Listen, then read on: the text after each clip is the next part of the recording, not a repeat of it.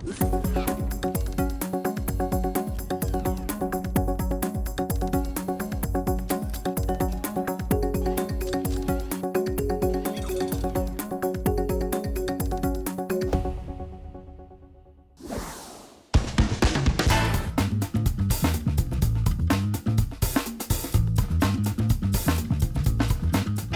mineradora, o trabalho não seria possível sem o recurso mais valioso de todos, as pessoas. Para que todas as áreas se entendam, é importante manter uma comunicação clara e eficiente. Só assim o serviço pode ser feito com qualidade e segurança. No episódio de hoje, você vai ver a diferença entre comunicação escrita, verbal e visual, as normas que regulam o sistema de mineração, o valor do mapa de risco, a importância do feedback e do diálogo diário de segurança, conhecido como DDS, e como se comunicar de forma eficiente. A comunicação é uma via de mão dupla. Para existir de maneira eficiente, é preciso de alguém que transmita a mensagem, o emissor, e ainda alguém que a recebe, o receptor. Por exemplo, eu estou falando com você, portanto, eu sou o emissor. E você aí do outro lado me ouvindo é o receptor. Mas apenas receber as informações sem entender o que significam não adianta. É preciso compreender o que é dito. A comunicação só se completa quando o outro lado assimila a informação. Para que não fique nenhuma dúvida, a comunicação se divide em 3 sistemas: visual, escrita e verbal. Nas mineradoras, por exemplo, a visual é feita por meio de sinalizações como placas. Você precisa delas para saber o sentido da via, se pode ou não estacionar ou ultrapassar, se existe voltagem, entre outros. Por causa da sua importância, elas devem ser mantidas em perfeito estado de limpeza e preservação. Já a escrita está presente no quadro de avisos, nos comunicados internos da empresa e nos manuais de instrução, por exemplo. Há ainda a comunicação verbal, que é a mais difundida no dia a dia. Ela é tão importante que interliga todos os setores da mina. A comunicação verbal também é regida pelas normas regulamentadoras de mineração. Quando há transporte em poços e planos inclinados, por exemplo, trabalhador e operador comunicam-se por um canal exclusivo de rádio ou telefone, utilizando os códigos, que devem estar afixados em locais visíveis. Para organizar tudo isso, uma boa prática é ter uma equipe de especialistas em segurança do trabalho e comunicação, que deve se juntar para elaborar um plano de ação específico e padronizado. O trabalho começa a partir da elaboração de um mapa de risco. Ali estão separados por grupos e cores os riscos de acidentes que existem na empresa. Vamos ver cada um deles? O grupo 1, verde, informa sobre o risco de agentes físicos, como ruídos, alta temperatura e radiações. O vermelho representa o grupo 2, que engloba agentes químicos como gases, poeiras, fumos e névoas. O terceiro, de cor marrom, identifica os agentes biológicos. Vírus, bactérias e fungos são alguns exemplos. Em amarelo está o quarto grupo, que é composto por agentes ergonômicos, esforço intenso, levantamento e transporte manual de peso, repetitividade, entre outros. Já o quinto e último grupo, de cor azul, aborda os agentes mecânicos.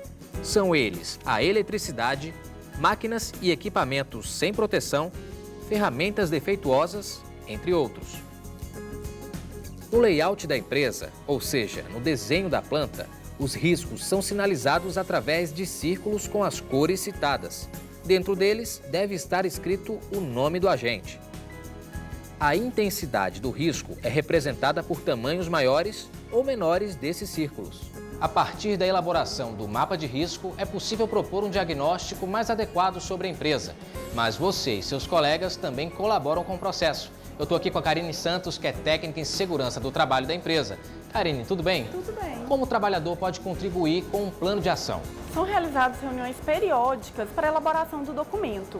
E a partir daí é divulgado aos trabalhadores esse plano de ação e o feedback deles é muito importante para contribuir com a segurança e com a melhoria contínua do documento. Agora, se de repente o trabalhador perceber na sua área de trabalho uma alteração ou algo que possa ser um futuro risco, ele pode comunicar ao superior, certo? Claro, ele tem total liberdade de comunicar e esse plano vai ser revisado e incorporado às melhorias apontadas por ele. Agora, nada disso seria seria possível se não houvesse uma boa comunicação entre o trabalhador, o supervisor e toda a equipe da empresa, certo? Certo. A comunicação é a peça-chave para que todo esse processo ele ande, né? Então, a gente precisa que o trabalhador comunique para que o trabalho, o plano de ação, ele seja realizado da melhor forma. Porque se ele encontrou um problema, para esse problema ser solucionado, tem que haver uma comunicação. Tem que haver uma comunicação, senão o problema fica parado, né? Não há solução de problema se não houver comunicação. Tudo claro, pensando sempre na segurança do trabalhador. Claro, voltado sempre para a segurança do trabalhador. Além disso tudo, é importante passar para o trabalhador diariamente as informações sobre a importância da segurança do trabalho aqui dentro. Isso pode ser feito por meio do Diálogo Diário de Segurança do Trabalho, ou DDS, que é uma boa prática promovida pela empresa.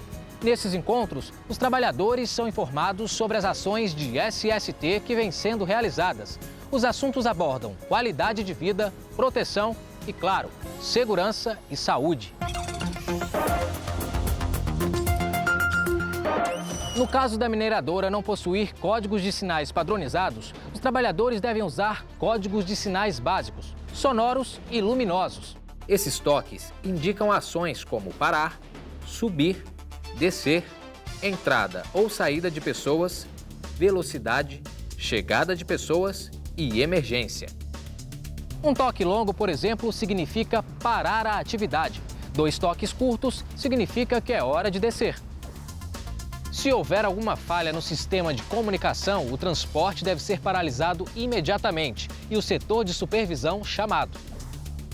É importante lembrar que os equipamentos de comunicação devem ser resistentes à poeira, à umidade e à estática.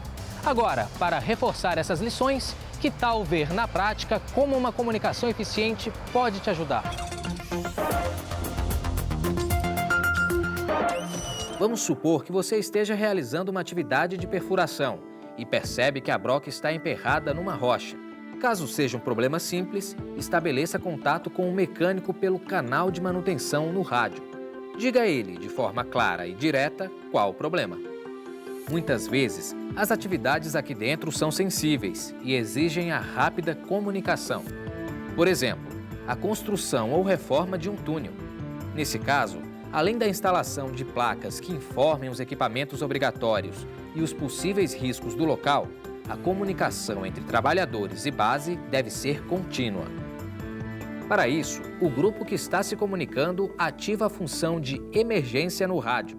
Assim, com um simples toque no aparelho, o trabalhador comunica à base uma situação de emergência. Hoje você viu a importância da comunicação visual, escrita e verbal para a sua segurança.